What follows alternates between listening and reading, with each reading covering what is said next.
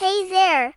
Welcome to this channel. Once upon a time, in a tiny village hidden between two mountains, lived a boy no bigger than a thumb. Everyone called him Tom Thumb. Though he was small, Tom was very brave and very curious, and he often wondered if there were other amazing things in the world besides a bakery, the blacksmith, and the tall oak tree at the end of the lane. One windy night, while Tom Thumb was sitting on his leaf boat by the river, he heard a strange whisper coming from the woods. "Help us, please! Help us!" Tom's eyes lit up with excitement. The grumpy ghoul stepped out of the shadows, his face as dark as a moonless night. He was wearing a cloak made of cobwebs and a hat tipped with a bat's wing. In his hand, he held a lantern that flickered with a ghostly light. Before Tom could think of an answer, the friendly Fogels cried out, "Don't answer him, Tom. It's a trick question." The grumpy ghoul always changes his riddles after he hears the answer, and together, Tom and the friendly Fogels slipped inside the cottage just as the clock struck 12. They raced through the dark rooms, dodging cobwebs and rusty chains until they came to a large cavern filled with flickering shadows. In the middle sat an old oil lamp with a golden lid. But Tom had already started thinking, and now he had an idea. "If we put the acorn inside, it will banish the grumpy ghoul forever." He threw it into the lamp, and the whole room filled with a blinding light. "I dropped my dolly in the river," she said. "The friendly ghosts gave me this ring. Would you like to play with me tomorrow?" he asked. "I'd love to," she replied with a smile. And together, they ran to the riverbank to collect smooth stones and build a castle in the sand. "And now it's too far away for me to reach." Without a moment's hesitation, Tom jumped into the water. With his sword, he sliced through the weeds and lily pads until he reached the doll. He tied it to the end of his cloak and swam back to the bank. The girl's eyes widened in surprise. You can talk," she said. When Tom opened his eyes, he saw the grumpy ghoul standing in front of them, weak and small like a candle flame. "You may have won this round, boy," he said in a tiny voice, "but I'll be back." And every full moon, he attended the midnight picnic in the Whispering Woods. He danced with the friendly Fogels, ate marshmallows spun from moonlight, and rode home on a firefly, happy and proud. He may have been small, but his heart was as big as a moon. "And when I am, I'll be ready for you." And with that, he shrunk back into the lamp and disappeared. But just as Tom reached for the lamp, a raspy voice cackled, "Ha! Ha! Too late. I've already stolen all the world's laughter." The friendly Fogels cried, "Run!"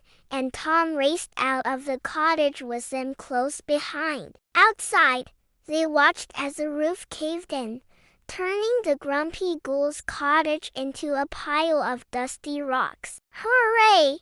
cheered the friendly Fogels. "We are free at last.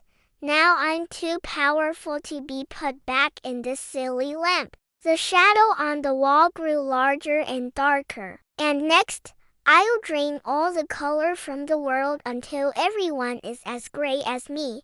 He raised his hand. "Is it a piano?" he asked hopefully. "Who are you?" asked Tom, trying not to shake with fear. Not only that, but his cloak, his hat, his lantern, and even his shoes vanished too. The smallest ghost presented him with a ring that allowed him to talk to animals. The middle-sized ghost gave him a cloak that shimmered all colors of the rainbow. And the largest ghost presented him with a tiny sword that could cut through anything. All that was left was a puff of glittery dust and a tiny acorn lying on the ground. As he flew over the rooftops, he heard someone crying. He landed on a nearby tree and peeked over the wall. There he saw a little girl sitting by her window. "Why are you crying?" he asked. Tom picked it up and rubbed it between his hands. Suddenly,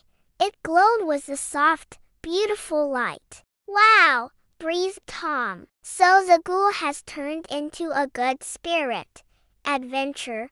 he shouted, and off he sailed, paddling with his matchstick oar. "I'm the one who steals laughter and trades it for sweets. If you win my riddle, I'll let you keep your friend and return all the laughter I've stolen. But if you lose, I'll turn you all into decorations for my haunted hall."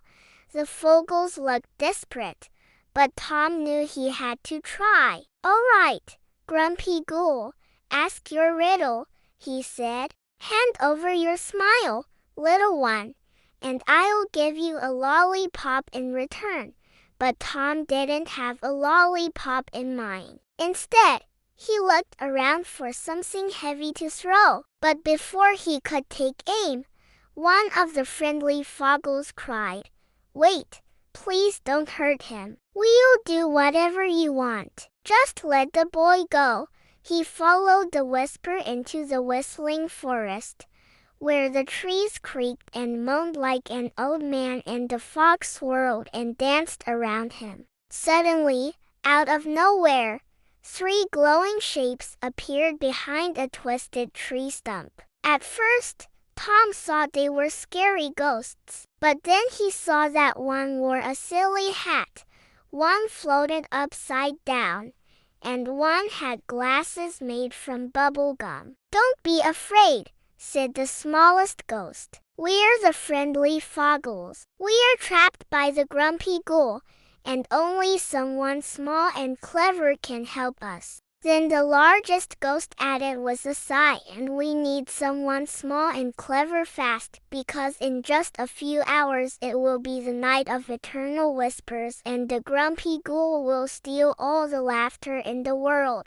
Tom stood up straight, puffing out his chest. "Don't worry, I'll help you," he said bravely. "I'm not just small, I'm also clever. Just lead the way." So the ghosts guided Tom through the whispering forest, over babbling brooks, and past grumpy trolls who grumbled, "Go away, child. Can't you see we're sleeping?" Until finally, they reached a crooked, moss-covered cottage deep in the whispering woods. A sign hanging by its door read, "Beware, this house is haunted."